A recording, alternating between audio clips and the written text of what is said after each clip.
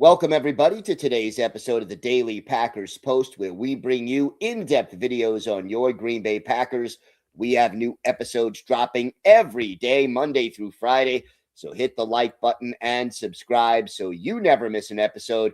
You can also visit our website at thepackerspost.com for in-depth articles on the Packers. Today, we rank the Packers' 5 biggest areas of need as we head in to this offseason, and it will be an important offseason for the Packers. They lost their last 4 regular season games, blew a 21-3 halftime lead in Chicago in the playoffs, and it's the second straight year that the Packers season ended in the opening round of the playoffs. Look, we're in the modern NFL. There's a salary cap. There are several positions on this roster that will need reinforcements if the Packers hope to take the next step forward in 2026. So here are the top 5 areas of need entering this offseason. And again, this could change depending on who the Packers decide to bring back, who they decide to move on from, who they draft. Obviously, a lot of variables. The 5th area of need for the Packers heading into the offseason is kicker. They have 2 kickers on their roster now, but neither one of them has a lock on the job. Brandon McManus, great in 2024, but injuries disrupted his season this year, and he never regained his consistency after that mid-season injury. The Packers could easily save some cap space by moving on from a kicker who missed 2 field goals and an extra point in a 4-point playoff loss. We'll see what ultimately Brian Gutekunst decides to do. Meanwhile, they also have Lucas Havrisik, who filled in for McManus when he was injured, set a Packers franchise record by kicking a 61-yard field goal, but he lacked consistency when McManus was struggling with injuries, and he replaced him for another game later in the year. So the Packers will have to settle on a kicker by next season, but that player may or may not be on the Packers roster at the present time. The 4th area of need, backup quarterback. We know Malik Willis becomes an unrestricted free agent this offseason. He was one of the best backups in the NFL the last couple of years with Green Bay, but it's almost certain he will be elsewhere.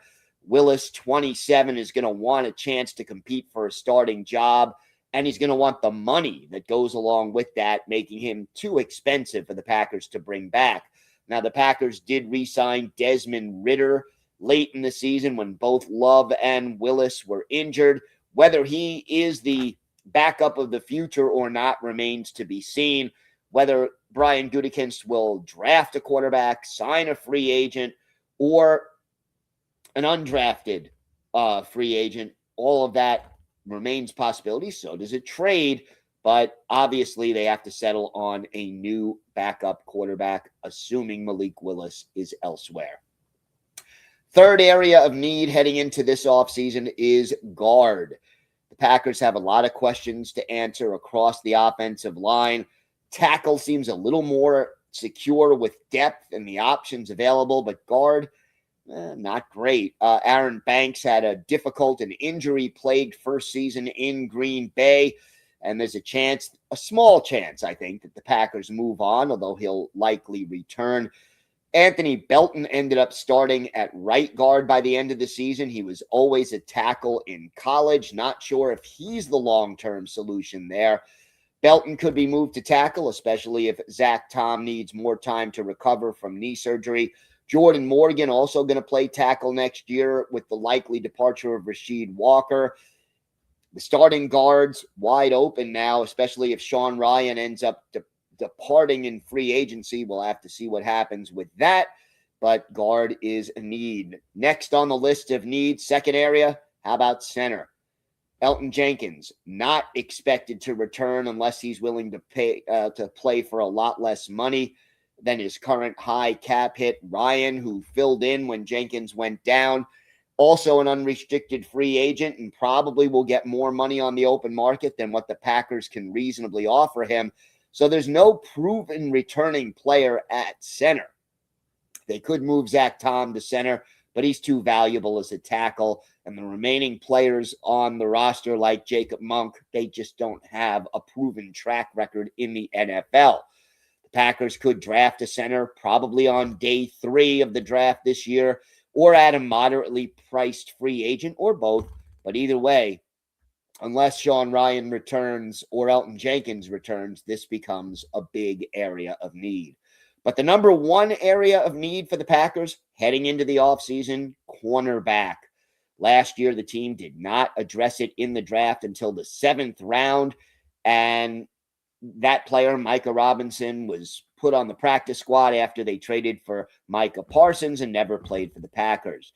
The only free agent they added was Nate Hobbs, who struggled with injuries and was a disappointment. Hobbs works best in the slot, but the Packers already have Javon Bullard there. He struggled on the perimeter. Keyshawn Nixon was the number 1 corner, but he did not really prove himself to be a legitimate number 1 guy, more of a average second corner under the circumstances. Nixon took too many penalties and just isn't an elite cover corner. And Carrington Valentine had his moments, but was inconsistent in coverage and missed a lot of tackles.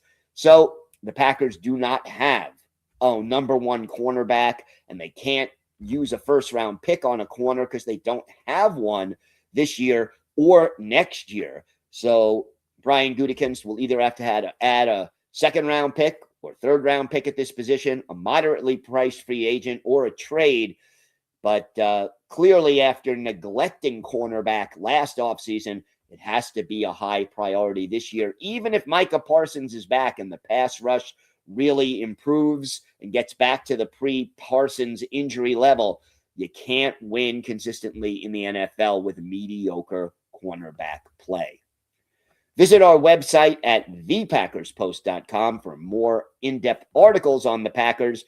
And feel free to comment on this video if you have an opinion as to a position we missed or a position you think should be higher or lower on this list. Always great to hear from you. We have new episodes every day, Monday through Friday. So here on YouTube, hit the like button and subscribe so you never miss an episode. I'm Gil Martin. Thank you so much for watching. Have a great day, everyone. And of course, go Pack Go.